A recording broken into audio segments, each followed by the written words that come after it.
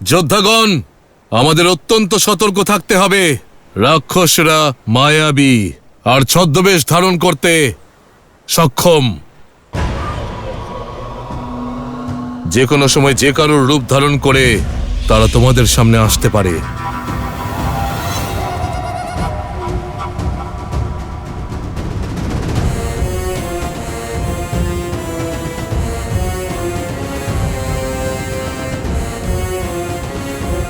ওনারা আমাদের মেনে নেবেন কেন? যদি রেগে গিয়ে ওনারা আমাদের ক্ষতি করে দেন তাহলে? আমরা শরণার্থী, যা কিছু হয়ে যাক না কেন আমাদের কিচ্ছু বলবেন না।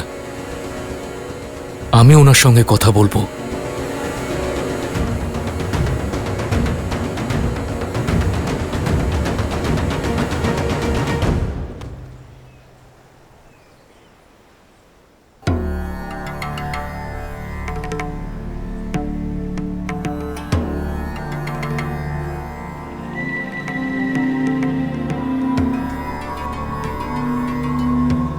প্রণাম বানর বীরেরা।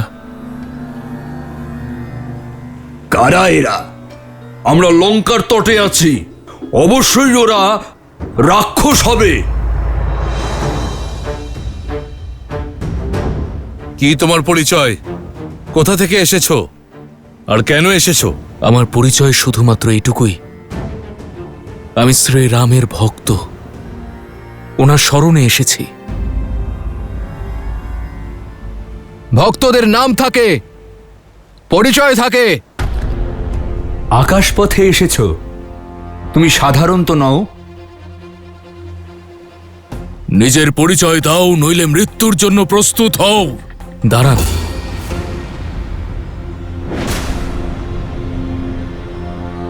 আমি লঙ্কাপতি রাবণের ভাই বিভীষণ।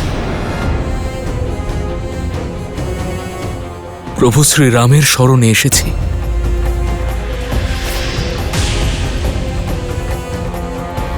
লঙ্কা থেকে? অর্থাৎ গুপ্তচর? হ্যাঁ, আমাদের খবর জানতে এসেছে। মেরে ফেলো এই দুষ্টকে। আমি গুপ্তচর নই, আপনারা ভুল বুঝছেন। সঠিক বুঝেছি ছলনাকারী। যে রাবণ ছলনার সাহায্য নিয়ে আমার বৌঠানকে অপহরণ করলো, তার ভাই আবার কেমন সাধু হবে? রাবণ এসেছিল সাধুর বেশে, আর তুমি এসেছো শরণার্থী হয়ে। ভক্তের বেশ ধরে এসে কি ভেবেছ? তুমি কি আমাদের সবাইকে বোকা বানাতে পারবে? তুমি ওই পারে থাকো বা এই পারে, ভাগ্যে তোমার মৃত্যুই লেখা আছে। সত্যি বলো, নইলে যদি মৃত্যুই আমার শাস্তি হয় আমি তা স্বীকার করি, কিন্তু আমি মিথ্যে অপবাদ নিয়ে মরতে চাই না। আপনারা শুধু একবার আমার সত্য শ্রী হনুমানের মুখ থেকে শুনুন। হনুমান কাকা, ইনি মিথ্যে কথা বলছেন, মারো ওনাকে। এত কোলাহল কিসের?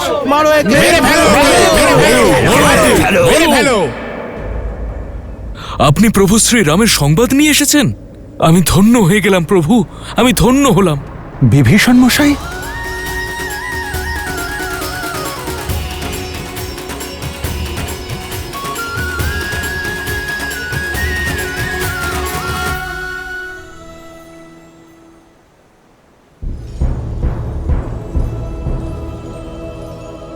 মহাবলী হনুমান, আপনি আমায় বলেছিলেন যে আমার প্রভু শ্রীরাম আমাকে গ্রহণ করবেন। শুধু এই আশা নিয়ে এসেছি। প্রভু শ্রীরাম এক্ষুনি আসছেন। উনি এলেই সত্য মিথ্যার প্রমাণ হয়ে যাবে।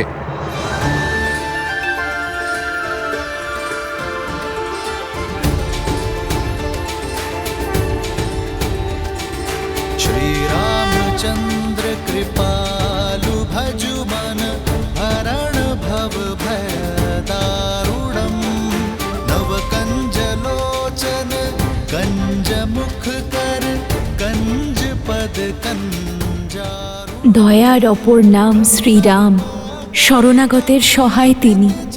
যদি পাপী রাবণও ওনার চরণে ঠাঁই চায়, তাহলে উনি তাকেও ওনার হৃদয়ে স্থান দেবেন। ভয় আর চিন্তা থেকে মুক্ত করেন আমার শ্রীরাম।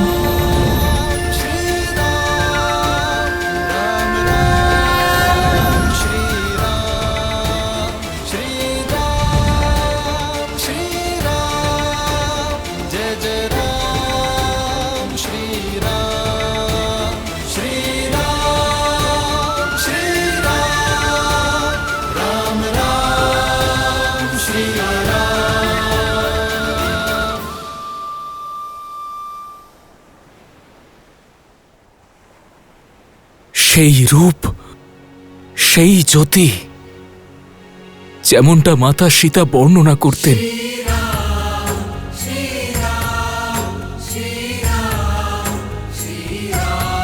পবিত্র তেজ, নিশ্চল দৃষ্টি, সৌম্য মুখ। প্রভু, আপনি নর নন, সাক্ষাৎ নারায়ণ, সাক্ষাৎ নারায়ণ, যার জন্য আমি বহু বছর ধরে প্রতীক্ষা করেছি। প্রভু, আমার ভ্রাতার পাপকে পিছনে ছেড়ে আপনার শরণে এসেছি। প্রভু, আমাকে গ্রহণ করুন। প্রভু, আমাকে গ্রহণ করুন। এর কথা বিশ্বাস করবেন না মিত্র, রাক্ষস। এমন বিশ্বাসঘাতকের কথার কি মূল্য যে নিজের ভ্রাতার সঙ্গে ছলনা করে এসেছে? বানররাজ সঠিক বলেছেন দাদা। যদিও ভক্তের বেশে কোনো গুপ্তচর হয় তাহলে? আমারও একই মত প্রভু। তোমার কি মতামত হনুমান?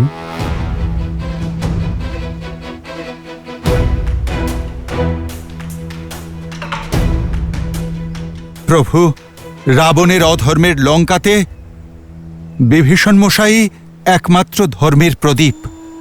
প্রভু, আমি এনার সাহায্য নিয়েই মাতা সীতার খোঁজ পেয়েছিলাম। প্রভু, রাবণের সভায় একমাত্র ইনিই ছিলেন যিনি আমার হয়ে কথা বলছিলেন। প্রভু, আপনার প্রতি এনার ভক্তি নিশ্চল, এনার ভাব নির্মল। কারো বিশ্বাস থাক বা না থাক, কিন্তু আমার বিভীষণ মশাইয়ের উপর পূর্ণ বিশ্বাস আছে। হনুমান বিভীষণকে বিশ্বাস করে, আর আমি হনুমানকে। আপনি এখানে সুরক্ষিত বিভীষণ। এখানে আমি নিজের সুরক্ষার জন্য আসিনি, বরং লঙ্কার প্রজাদের সুরক্ষার জন্য এসেছি। রাবণ রূপে বৃক্ষের যখন পাপের ঘরা পূর্ণ হবে, তখন অসংখ্য নির্দোষ মারা যাবেন, শিশুরা অনাথ হবে। আমি শুধু ওদের রক্ষার কথা ভেবে এসেছি প্রভু। ওঠো বিভীষণ। প্রজার বর্তমান এবং ভবিষ্যৎ একজন রাজাই রক্ষা করতে পারেন। বলুন লঙ্কেশ,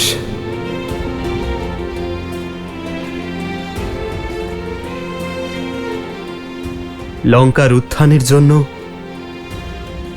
আপনি আমাদের সাহায্য করবেন?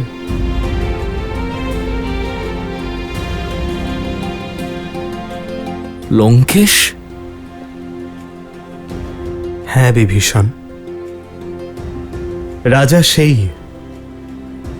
যে মিথ্যে অহংকার এবং দম্ভ ছেড়ে প্রজা পালন করতে পারে, যার ধর্মের জ্ঞান আছে, যার দৃষ্টিতে প্রজার সংকট কখনো ছোট হয় না, যিনি কখনো কোনো নির্দোষকে দণ্ড না দেন। বিভীষণ, এত বড় সংকটের সম্মুখীন হয়েছেন, লঙ্কা এবং লঙ্কার প্রজাদের জন্য রাবণের বিরোধিতা করার সিদ্ধান্ত নিয়েছেন। এই কারণগুলি লঙ্কার ভাবী রাজা হবার যোগ্যতা প্রদান করে আপনাকে।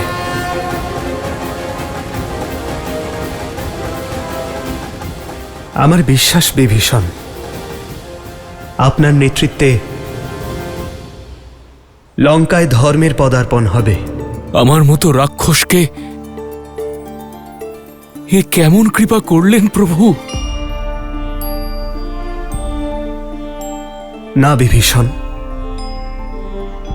আপনি রাজা আমার দয়ায় নয়, নিজের যোগ্যতায় হবেন। তাই আমি এই মুহূর্তে আপনার রাজ্যাভিষেক করব।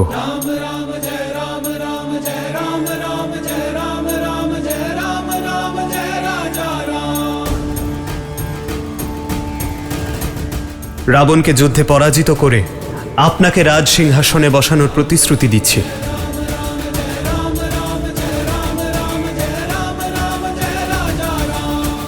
প্রভু, আমি এখানে আপনার দাস হতে এসেছিলাম, কিন্তু আপনি একজন দাসকে রাজার আসনে বসিয়েছেন প্রভু। এই কাজ কেবল আমার প্রভু শ্রীরামই করতে পারেন, কেবল প্রভু শ্রীরাম।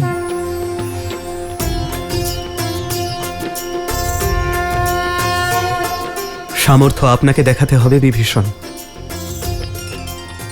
লঙ্কার কল্যাণের জন্য যুদ্ধে আমাদের সহায়তা করুন।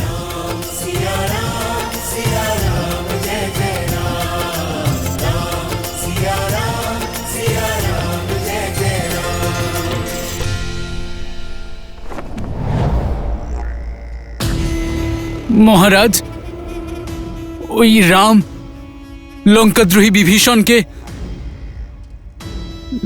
লঙ্কার রাজা ঘোষণা করেছেন।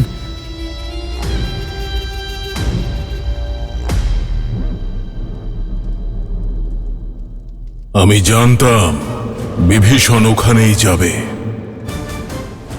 আর কি বলেছে সে?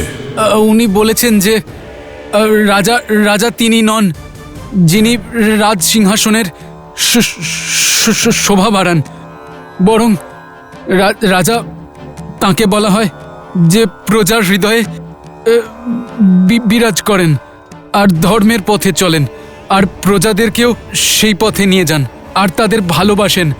আর বিভীষণ বলেছেন যে যে দাস হয়ে এসেছে তাকে রাজা বানানোর ক্ষমতা শুধুমাত্র ওই শ্রীরামেরই আছে।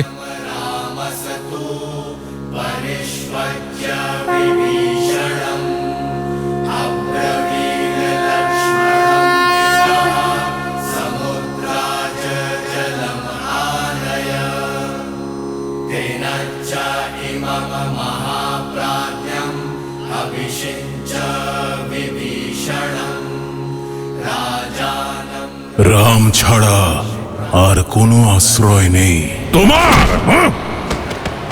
आदर्श और मर्यादा की है ये कथा। মহারাজ বিভীষণের জয়! মহারাজ বিভীষণের জয়! श्रीमद् रामायणम् श्रीमद् रामायणम् श्रीमद् राम। আমি রঘুকুল বংশধর মহারাজ দশরথের পুত্র রাম বিভীষণকে লঙ্কার রাজা ঘোষণা করছি। আমার বিশ্বাস যে লঙ্কা বিভীষণের দায়িত্বে ধর্মের পথে অগ্রসর হবে। প্রভু, আমি এখনো আপনার দাস, আমার শক্তি, আমার সম্পত্তি সবকিছুই আপনার প্রভু। এই সেবক সর্বদা আপনার সেবা করার চেষ্টা করবে।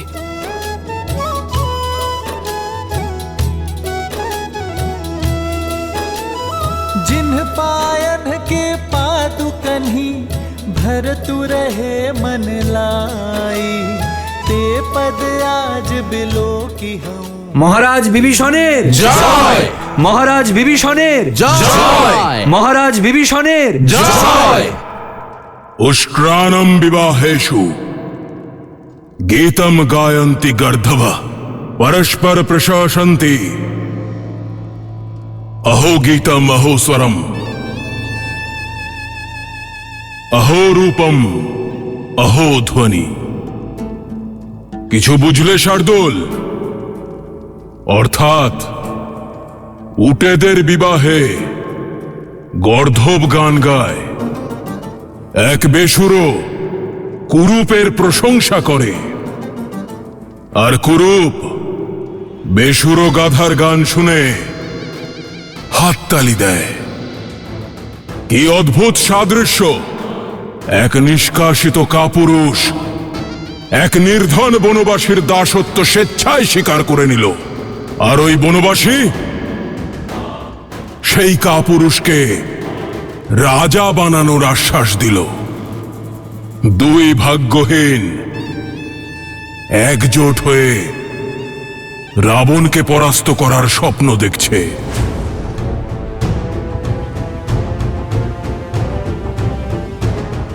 চিন্তা করো না, বানর সেনার শক্তি সম্বন্ধে আগ্রহী আমার মন। শার্দুল, চিন্তিত যুবরাজের চিন্তা দূর করো। মহারাজ, কমপক্ষে 16 কোটি বানর একত্রিত হয়েছে, আর তাদের নেতৃত্ব একজন শক্তিশালী বানর সুগ্রীব দিচ্ছে, যে তার ক্ষমতা এবং রণনীতির জন্য বিখ্যাত। রামের সৈন্যে অঙ্গদ, কেশরী, জাম্বুবান আর লক্ষণের মতো মহাশক্তিশালী যোদ্ধারা রয়েছেন। বিভীষণ মশাই, লঙ্কার শক্তি, ওখানকার মানচিত্র আর ওখানকার যুদ্ধ শৈলীর বিষয়ে আপনার থেকে বেশি জ্ঞান এখানে আর কারোর নেই। তাই সর্বপ্রথমে আপনি আমাদের এটা বলুন যে এই 100 যোজনেরও অধিক সমুদ্র পার করে আমরা লঙ্কা পৌঁছবো কি করে? সাগর পার করাতে সক্ষম স্বয়ং বরুণ দেব।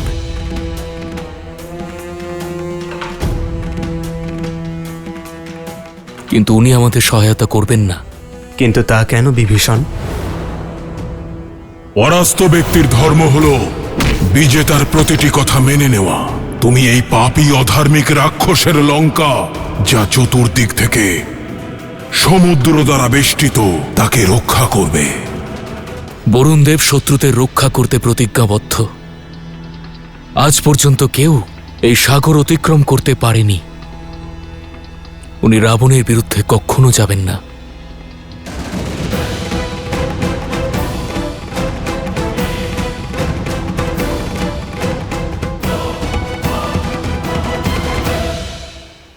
রাম সমুদ্রের তটে পৌঁছেছে, ওকে সেখানেই থাকতে দাও। ক্লান্ত হয়ে ফিরে যাবে। সাগর পার করতে পারবে না সে।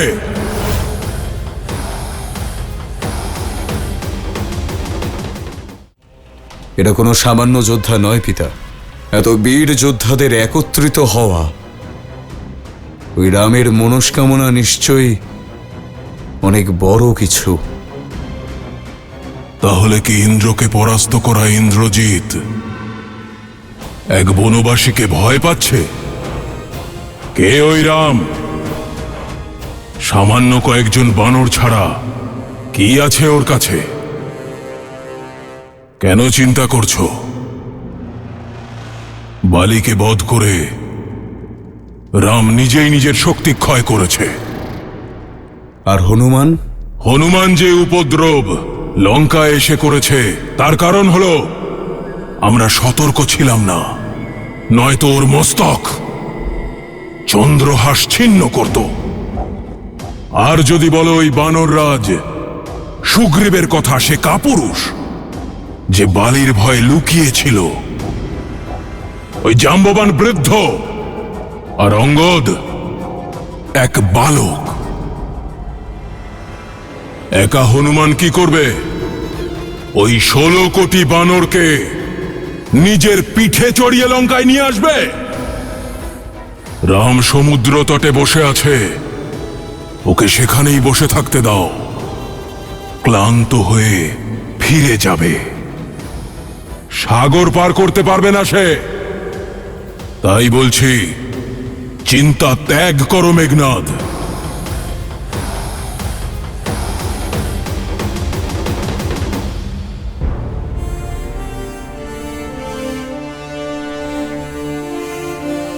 যদি বরুণ দেবী সমুদ্র থেকে যাবার পথ দেখাতে পারেন, তাহলে আমি বরুণ দেবের আরাধনা করে ওনাকে প্রসন্ন করব। প্রার্থনা করব যেন উনি আমাদের পথ দেখান। ক্ষমা করে দিও দাদা, কিন্তু প্রার্থনা করার মতো সময় নেই আমাদের কাছে। আমাদের বনবাস শেষ হতে আর মাত্র 1 মাস বাকি আছে দাদা। ওখানে অযোধ্যায় ভরত দাদা অধীর আগ্রহে আমাদের জন্য অপেক্ষা করছে, আর লঙ্কায় অপেক্ষা করছেন আমার বৌঠান। আর এখন যখন আমরা জানি যে বরুণ দেব ওই রাবণের দাস, উনি আমাদের লঙ্কার বিরুদ্ধে কোনো সাহায্য করবেন না, তখন আমাদের ওনার কাছে প্রার্থনা করে কি লাভ হবে?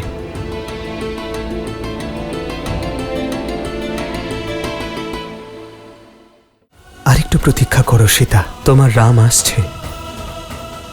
আমার দৃঢ় বিশ্বাস বরুণ দেব আমাদের উদ্দেশ্য বুঝবেন এবং আমাদের সাহায্য করবেন। আর যদি উনি অনুরোধ না শোনেন তাহলে?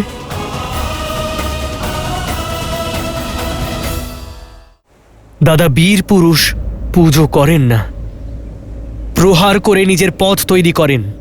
আর দাদা তোমার কাছে তো এমন মহান বলশালী তীর রয়েছে, যদি তুমি একটাও তীর নিক্ষেপ করো এই সমুদ্রে, তাহলে সমগ্র সমুদ্র শুকিয়ে যাবে।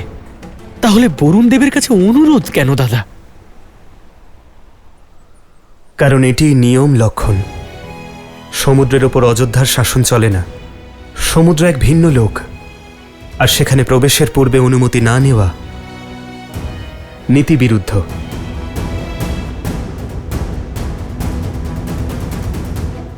ধর্মের পথ প্রশস্ত করতে আমি অধর্মের পথ বেছে নিতে পারি না। সে বীরত্ব অসম্পূর্ণ, যা মর্যাদা, ধৈর্য এবং বিবেক বিরুদ্ধ। নিজের ইচ্ছে পূরণ করার জন্য বলপূর্বক যদি কাউকে বাধ্য করি, তাহলে আমাদের এবং রাবণের মধ্যে পার্থক্য থাকবে না। আর বল প্রয়োগ করা নতমস্তক সর্বপ্রথম বিরোধিতা করে। আর আমরা সমুদ্রের সঙ্গে বিরোধিতা নয়, তার সহায়তা চাই। সেই জন্য আমরা সমুদ্রের কাছে প্রার্থনা করব। আমার দৃঢ় বিশ্বাস বরুণ দেব আমাদের উদ্দেশ্য বুঝবেন এবং আমাদের সাহায্য করবেন। কিন্তু যদি তোমার প্রার্থনা শোনার পরেও তোমার অনুরোধ উনি না রাখেন, তাহলে? যা ঘটেনি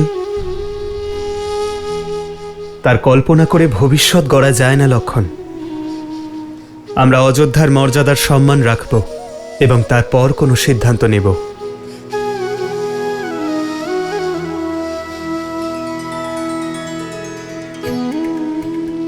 আরেকটু অপেক্ষা করো সীতা, তোমার রাম আসছে।